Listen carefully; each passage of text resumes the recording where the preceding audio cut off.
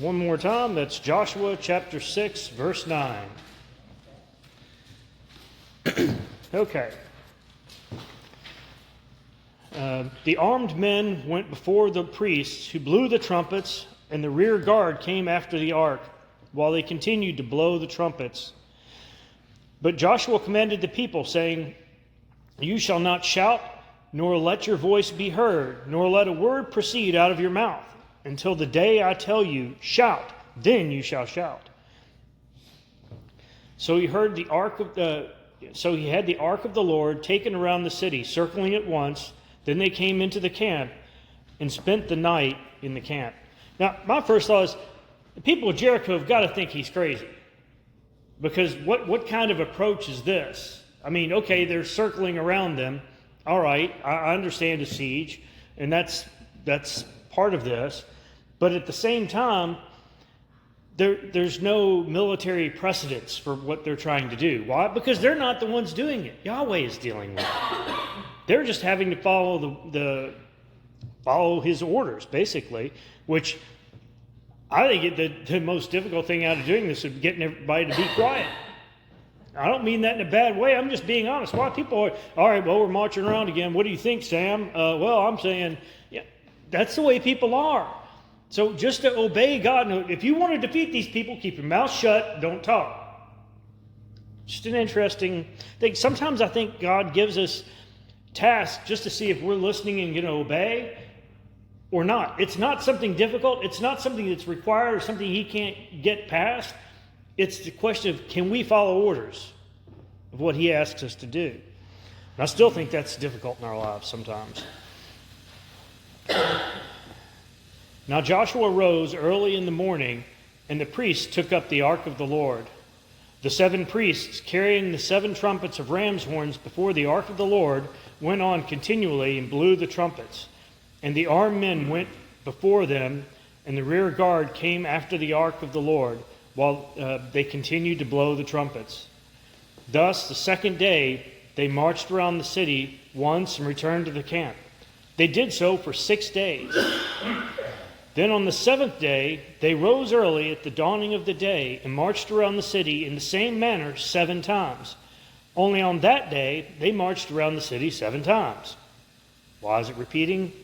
We all know they do that a lot, especially in the Old Testament. At the 7th time, when the priests blew the trumpets, Joshua said to the people, "Shout, for the Lord is giving you the city. The city shall be under the ban.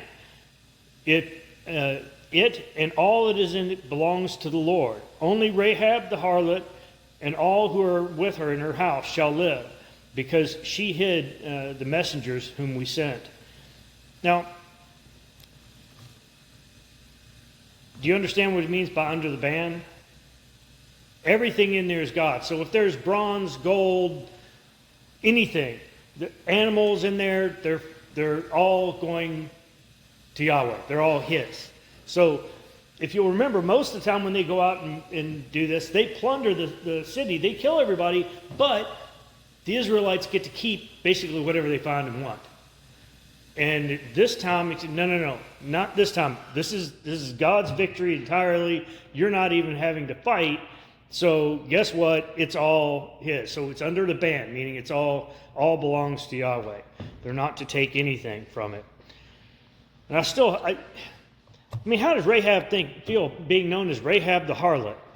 That or Rahab the prostitute, or they use different words for it depending on the translation you're using, but it's all the same.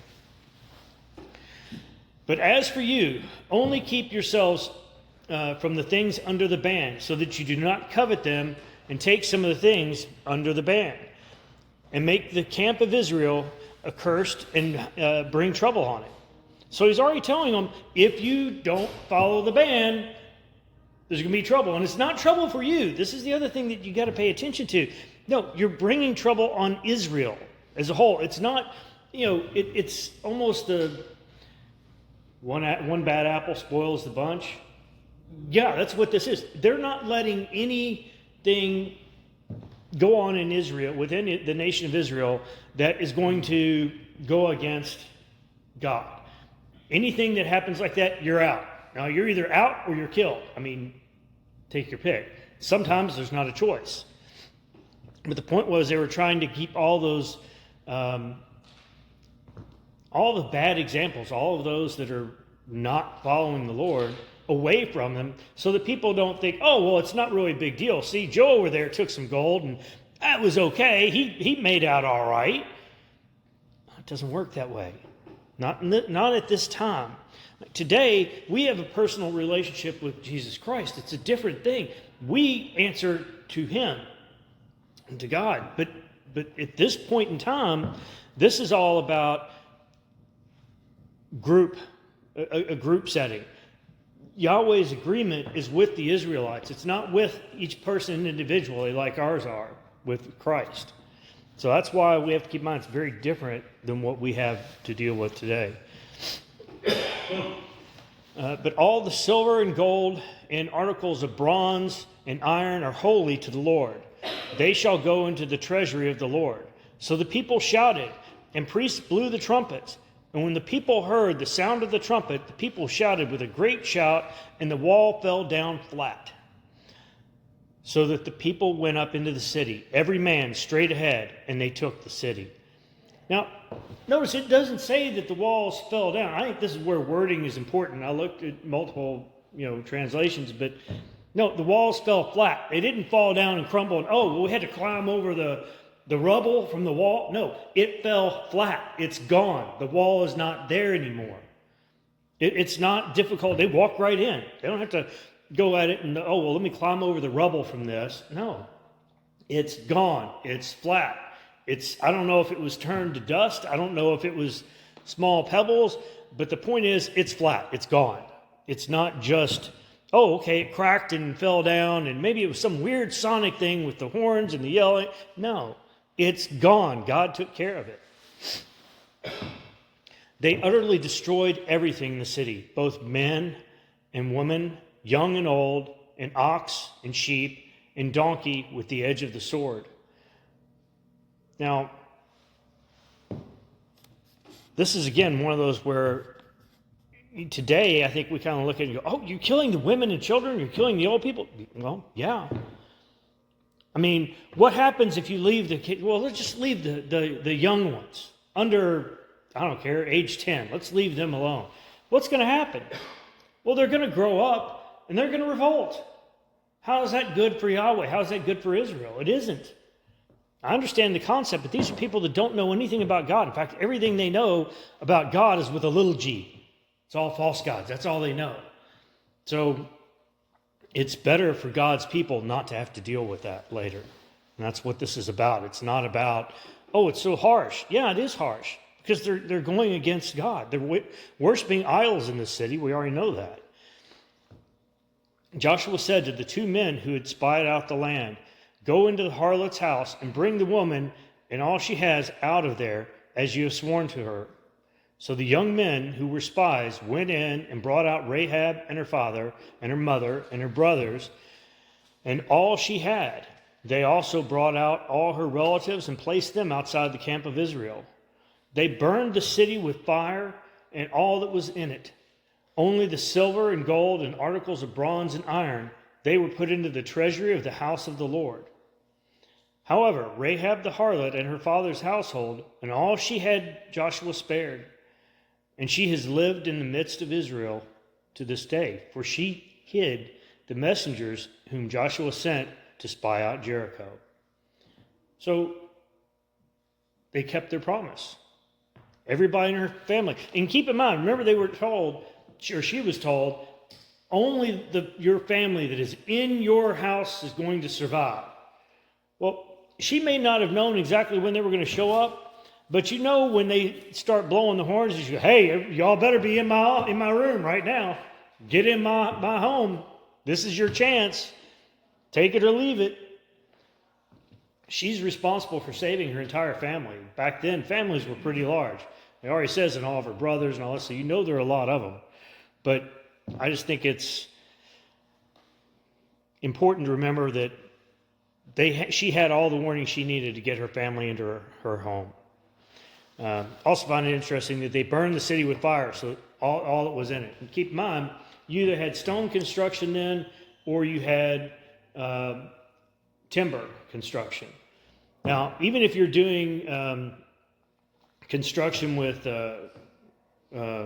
stone, keep in mind it's not all stone. You're still using beams to brace it all. So you get that fire started, everything crumbles down. Everything is gone. And that was the whole intent. The whole intent here is to show the power of God, to show that to all their other enemies, all the other people they're going to go up against, hey, you can't stop us. Just not going to happen. If God's with us, who can stand against us? Nobody. Okay. Then Joshua made them take an oath at the time, saying, "Cursed before the Lord is the man who rises up and builds the city Jericho. With the loss of his firstborn he shall lay its foundation, and with the loss of his youngest son he shall set up its gates." So the Lord was with Joshua, and his fame was in all the land. It says again, the land is more, they know they're following God, but they don't really know what that means. What they do know is that Joshua was commanding them, just like Moses did. And so he's the one that's in charge.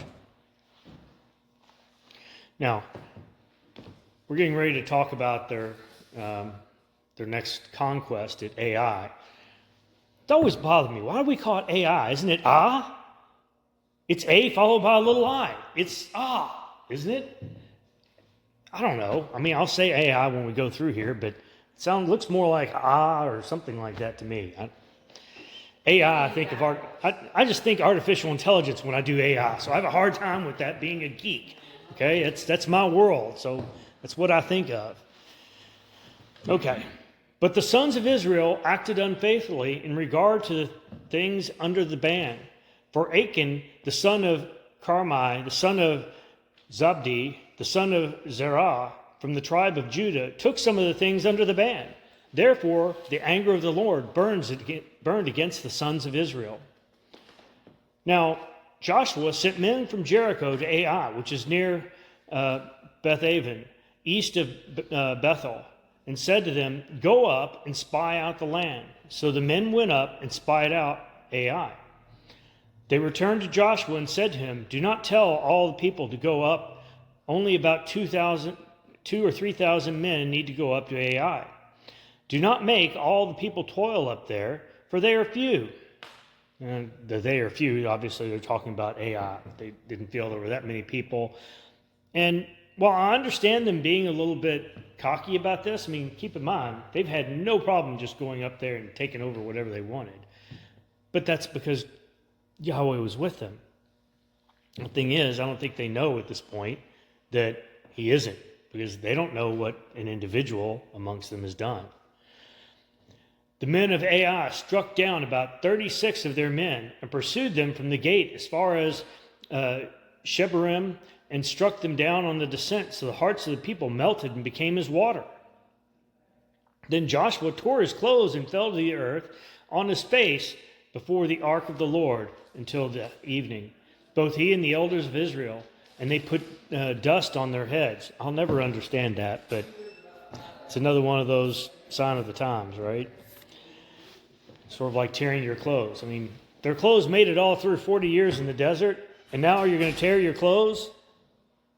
Kind of seems disrespectful to Yahweh to me, but Joshua said, "Alas, O Lord God, why did you ever bring this people over the Jordan, only to deliver us into the hand of the Amorites, to destroy us? If only we had been willing to dwell beyond the Jordan." Once again, it's all gloom and doom from their standpoint. All these good things happen to them. Haven't they figured out by now that when something happens and doesn't go your way, you all have done something to tick off God? You need to be worrying about what is it you did or who did it. And I mean, I'll grant you that Joshua is praying about it, but again, he gives the whole gloom and doom thing. He just can't get over the fact that you didn't tell me beforehand. You didn't give me a heads up. Well, did you pray before you went up or sent people up to Ai? It's not recorded that way. We all have to remember we've got to rely on God. It's not like We can do all this stuff ourselves. We like to think we can, but that's not the way to do it. O Lord, what can I say since Israel has turned their back before their enemies? For the Canaanites and all the inhabitants of the land will hear of it, and they will surround us and cut off our name from the earth. And what will you do for your great name? Whatever he wants, he's God. So the Lord said to Joshua, Rise up. Why is it you have fallen on your face? Israel has sinned, and they have also transgressed my covenant which I commanded them. And they have even taken some of the things under the ban, and have been both stolen and deceived. Moreover, they have also put them among their own things. Therefore the sons of Israel cannot stand before their enemies. They turn their backs before their enemies, for they have become accursed. I will not be with you anymore unless you destroy the things under the ban from your midst. Notice it's destroy. It's not just go get my stuff and put it back. It's much more than that. Rise up, consecrate your people, and say, consecrate yourselves for tomorrow, for thus the Lord, the God of Israel, has said, these are things under the ban, or there are things under the ban in your midst, O Israel. You cannot stand before your enemies until you have removed the things under the ban from your midst. At least, thankfully, Yahweh's good enough to say directly what they need to do and what has happened anyway. Now he's got to figure out who did it. Good grief, we have, law enforcement takes forever in this country to try to find out who did what. But thankfully, in this, you've got a perfect God that can go through and say, oh no, I'll tell you how to find it. That's not a problem. It's going to be easy. So Joshua rose early in the morning and brought Israel near by tribes, and the tribe of Judah was taken. He brought the family of Judah near, and took the family of the Zerathites, and he brought the family of the Zerathites near man by man, and Zabdi was taken. He brought his household near, man by man, and Achan, the son of Seremiah, the son of Zabdi, and the son of Zerah, from the tribe of Judah, was taken. Then Joshua said to Achan, my son, I implore you, give glory to the Lord, the God of Israel, and give praise to him, and tell me now what you have done. Do not hide it from me. So Achan answered Joshua and said, truly, I have sinned against the Lord, the God of Israel, and this is what I did. When I saw among the spoil a beautiful mantle from Shinar, and 200 shekels of silver, and a bar of gold weighing 50 shekels in weight, then I coveted them, and I took them. And behold, they are concealed in the earth inside my tent, with the silver underneath it. So Joshua sent messengers, and they ran to the tent, and behold, it was concealed in his tent, with the silver underneath it. They took them from inside the tent, and brought them to Joshua and to all the sons of Israel, and they poured them out before the Lord. Then Joshua and all Israel with him took Achan, the son of Zerah, the silver, the mantle, the bar of gold, his sons, his daughters, his ox, his donkeys, his sheep, his tent, and all that belonged to him, and they brought them up to the valley of Achor. You know that's not going to end well. When they're gathering up all your stuff, that's not a good sign for you. Joshua said, why have you troubled us? The Lord will trouble you this day. And all Israel stoned them with stones, and they buried them with fire after they had stoned them with stones. They raised over him a great heap of stones that stands to this day, and the Lord turned from the fierceness of his anger. Therefore, the name of the place has been called the Valley of Achor to this day. Now, talk about harsh. I mean, I get it, but there's no forgiveness in it. It doesn't matter that he admitted what he did. It doesn't matter that he told them where it was and how they could get it. It didn't matter that, to our knowledge, his kids didn't do this. Weren't necessarily involved. I'm sure some of them were, because they probably helped him bury the silver under the tent. They probably went, hey, Dad, what are you putting under there? You know how kids are. They're all curious. What are you doing? Nothing. Don't worry about the gold bar and the silver I've got here. Don't worry about that. yeah. The family was everything at this time. You have to look at things in historical perspective. And that's one of the reasons I like to explain to you all what was going on at the time, because at the time, everything was down to a family level. So if one was guilty, the whole family was guilty. It's only because, again, everything was about family. Family was what mattered. Today, family matters, but we don't take it the same way anymore. I mean, I'm certainly not going to let a family member starve, even if it's out to a cousin or whatever. But at the same time, close to the family, the more important it was, and they looked after each other. Today, we don't always look after each other the way we should. Personal opinion, I admit, but I believe we're supposed to be responsible for family.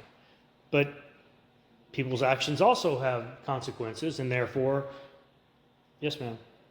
Don't you wonder how was he able to pick that stuff up and none of the 3,000 Israelites there saw him to prevent him? Because it's like you say, to the best of our ability, we have a responsibility to stop our Christian sisters and brothers if we see them or know of them doing something bad. But none of them did that.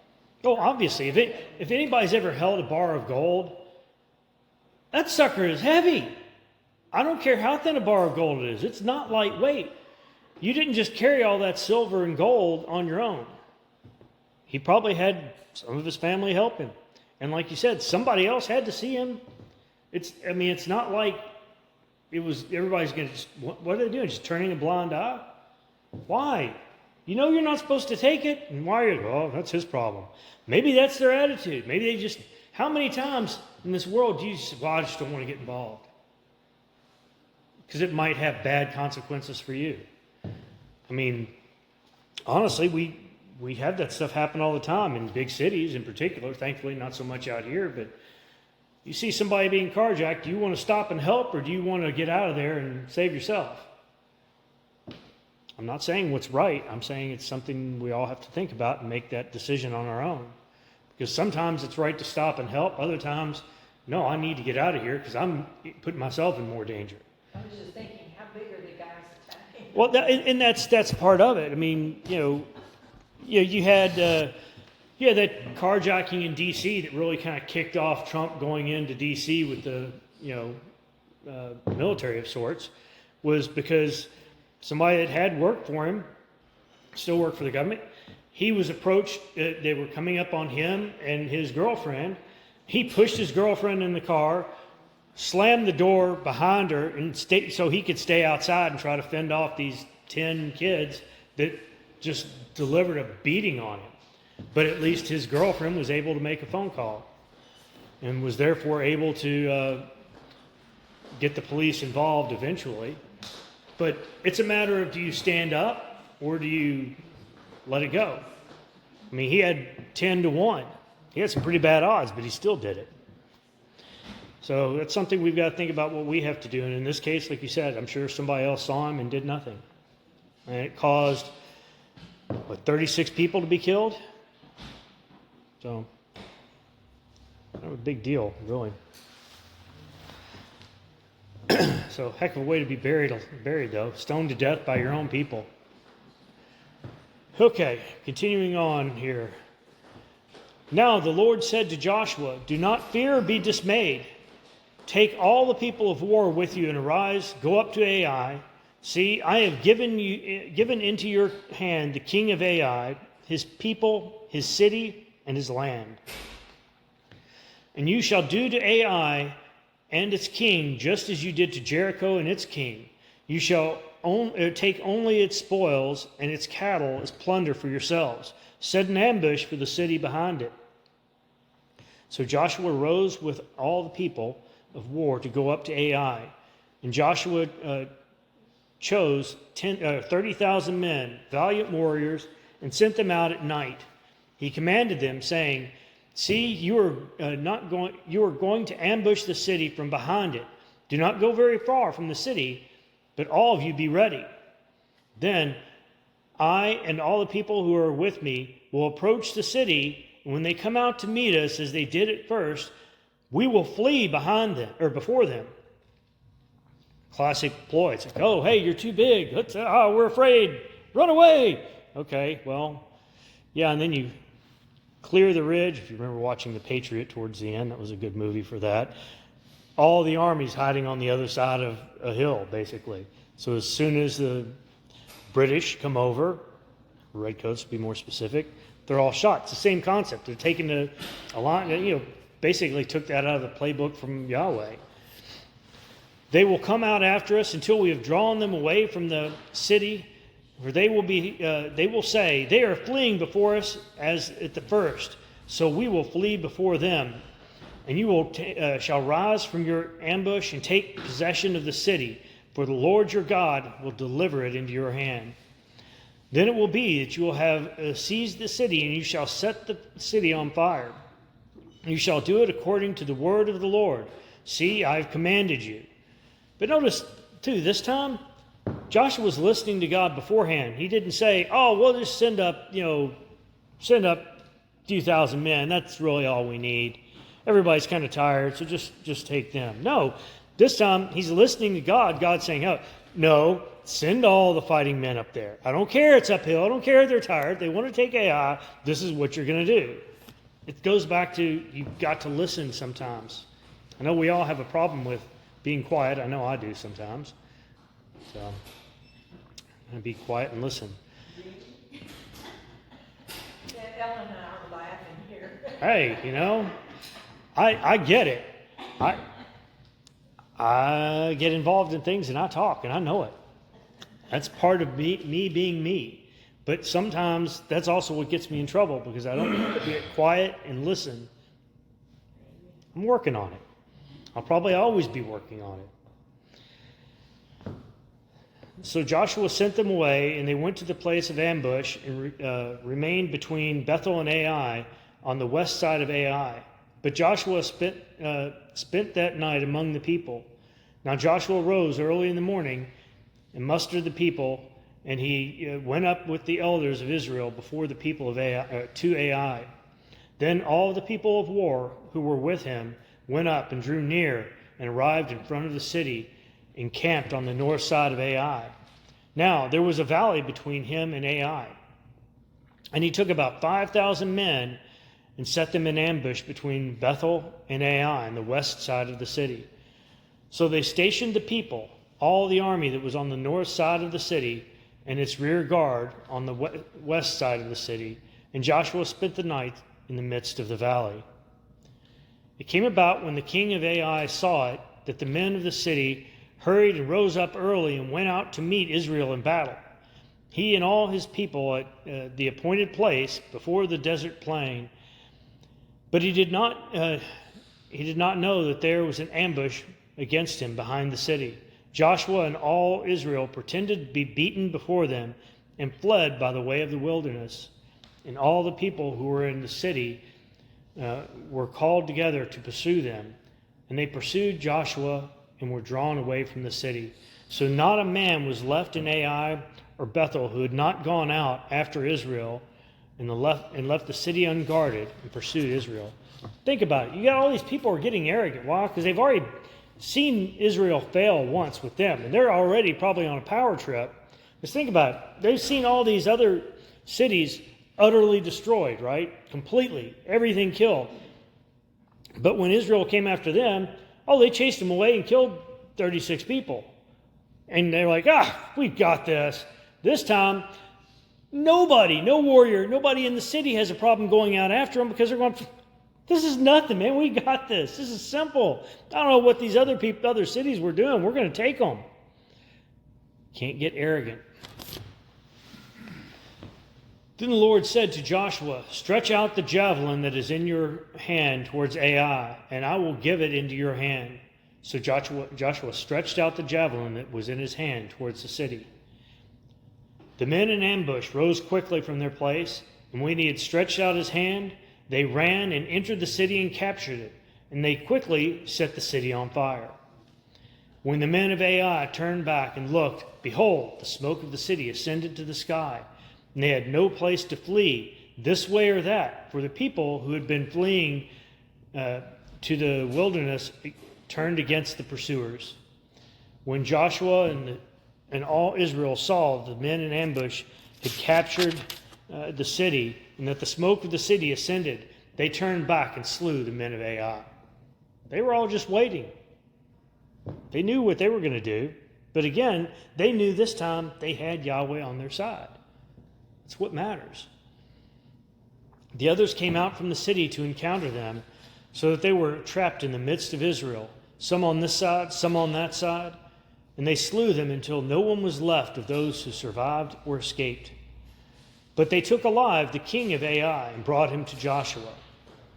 Now, when Israel had finished killing all the inhabitants of Ai in the field, in the wilderness, where they pursued them, and all of them were fallen by the edge of the sword until they were destroyed, then all Israel returned to Ai and stuck it with the edge of the sword. All who fell that day, both men and women, were 12,000, all the people of Ai. And keep in mind, they were sending how many people up there? 30,000.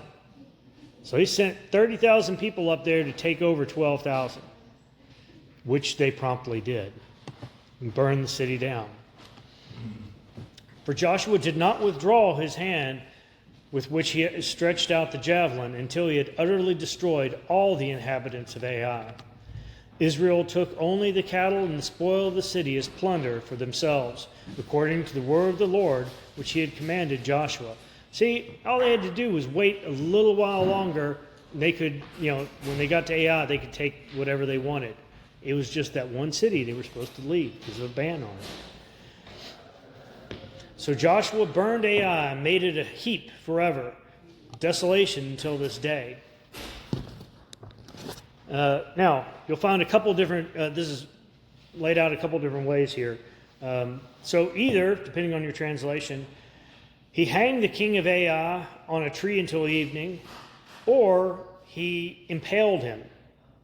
So again, this is where I like to read the multiple versions because different translations have it a different way. So I like to make sure I've at least read 2 or 3 so I can try to get it right.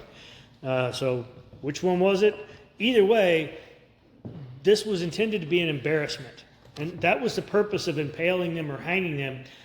They'll only leave them till nightfall, but the point is to make sure somebody gets to see it.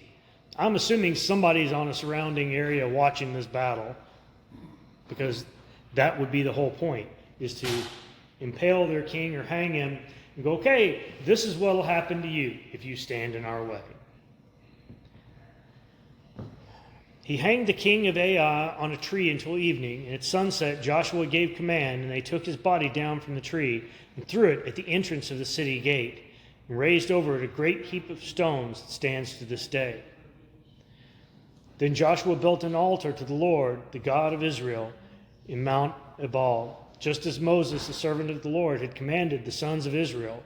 It is written in the book of the law of Moses, an altar of uncut stones to which no man has wielded an iron tool. And they offered burnt offerings on it to the Lord and sacrificed peace offerings. He wrote there on the stone a copy of the law of Moses, which he had written in the presence of the sons of Israel. And before I continue, I want to clarify on that. What they actually do when they're saying they write it on there, they're actually chiseling it in, not into the stone, but they make plaster. Because even then, they could make plaster, which, we used plaster for a long time. Any old houses will have plaster in them usually, somewhere. So actually, they would make up some plaster, put the plaster over it, and that's what they're writing this in. They're not carving it into the stone or writing it where it's going to be easily washed off. It's onto plaster. As I said, we have plaster items that still exist today. I mean, like I said, old houses in particular, 1800s and up into early 1900s, plaster was the main way to cover a wall. So just, you would know that. Tried to work at her house the other day. I cut out some drywall thinking I'm going to get into the attic. And 2 inches above it, looks like more drywall. I'm like, what the heck? No, it's plaster up there. So, Real old-fashioned. Yeah, smooth as it could be, but but old houses have that. So again, this is just an example. They've been using plaster for a very long time. I'm just trying to clarify how he was doing this. All Israel with their elders and officers and their judges were standing on both sides of the ark before the Levitical priests who carried the ark of the covenant of the Lord, the stranger as well as the native. Half of them stood in front of Mount Gerizim, and half of them stood in front of Mount Ebal, just as Moses, the servant of the Lord, had given command at first to bless the people of Israel. Then afterwards he read all the words of the law, the blessings and the curses, according to all that is written in the book of the law. There was not a word of all that Moses had commanded which Joshua did not read before all of the assembly of Israel, with the men and the little ones and the strangers who were living among them. Why? We always say, repetition. That's how you remember this stuff. And this was Joshua's way of reminding them what the law is and what they're supposed to be doing. Okay. Now it came about when all the kings who were beyond the Jordan in the hill country and in the lowland and on the coast of the great sea towards Lebanon, the Hittite and the Amorite, the Canaanite and the Perizzite, the Hivite and the Jebusite, heard of it, that they gathered themselves together with one accord to fight with Joshua and with Israel. When the inhabitants of Gibeon had heard what Joshua had done to Jericho and to Ai, they also acted craftily and set out as envoys and took worn-out sacks on their donkeys and wineskins wore out and torn and mended and worn out and patched sandals on their feet and worn out clothes on themselves, and all the bread of their provisions was dry and had become crumbled. I got an idea what they're trying to do here? Make it look like they're from somewhere else. Why? Well, you know what the Israelites are going to do to you if you're in their land. And apparently by now, everybody's heard what they believe is their land, the promised land. So I'm certain the word had already gotten out of what was theirs, what they expected to be theirs, and what they were going to take. So if you lived there, you had two choices. Either try to befriend Israel somehow, or get out. Your third option is stay and die. So of course, they're going to look for any option they can. They went to Joshua at the camp at Gilgal and said to him and to the men of Israel, "We have come from a far country. Now, therefore, make a covenant with us." Time to be weary. The men of Israel said to the Hivites, "Perhaps you are living within our land. How then shall we make a covenant with you?" But they said to Joshua, "We are your servants." Then Joshua said to them, "Who are you, and where do you come from?" They said to him, "Your servants have come from a very far country, because of the fame of the Lord your God. For we have heard the report of him and all that he did in Egypt, and all that he did to the two kingdoms of the Amorites who were beyond the Jordan, to Sihon, king of Heshbon, and to Og, king of Bashan, who is at Ashtaroth. So our elders and all the inhabitants of our country spoke to us, saying, 'Take provisions in your hand for the journey, and go to meet them, and say to them, we are your servants. Now then, make a covenant with us.'" That sounds like a door-to-door salesman to me. I mean, I'm sorry, but is that not what you all get from it? I mean, that just anything they can do to make you believe them. Telemarketer, whatever, same difference today. "This our bread was warm when we took it out for provisions out of our houses on the day that we left to come to you. But now, behold, it is dry and has become crumbled. The wineskins which we filled were new, and behold, they are torn. And these our clothes and our sandals are worn out because of the very long journey." So the men of Israel took some of their provisions and did not ask for the counsel of the Lord. Well, think that's going to be a problem for them? I mean, this is what we continue to talk about. And what just happened to them at Ai? They got beat at first. Why? Because they didn't seek the counsel of God. They just decided, hey, there's nothing to this. We got it. We're going to... No, you don't have it. Yahweh has it. You're not fighting men.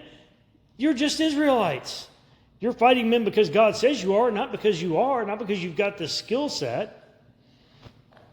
And I think that they seem to forget that. Joshua made peace with them and made a covenant with them to let them live. And the leaders of the congregation swore an oath to them. It came about at the end of 3 days after they had made a covenant with them that they heard that they were neighbors and that they were living within their land. Gee, imagine that. Well, I mean, of course, it just, I don't know. I just see this, the whole thing is, you can't trust them. And besides that, if you're going to make a deal, one, pray about it. Two, make sure you know something of the situation. Say, okay, great. If all you say is true, we'll honor this. Well, all they said wasn't true. So it was a really easy covenant change to make, right? If you just pray about it, you'll be fine. If you'll do something intelligent, use the brain God gave you and think about it, you'll be fine. Then the sons of Israel set out and came to their cities on the third day. Now their cities were Gibeon and Cherepha and Beeroth and Kiriath Jearim. The sons of Israel did not strike them because the leaders of the congregation had sworn to them by the Lord, the God of Israel, and the whole congregation grumbled against the leaders. I don't know about you all, but I can see why. I mean, they didn't seek God's wisdom. They said, oh, we're the leaders, we'll make this deal. That's not the way to go. I mean, it's not going to work well for you. All right, well, I'm going to stop there. We're at a reasonable stopping point here.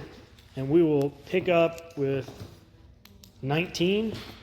So we'll pick up at chapter 9, verse 19 next week.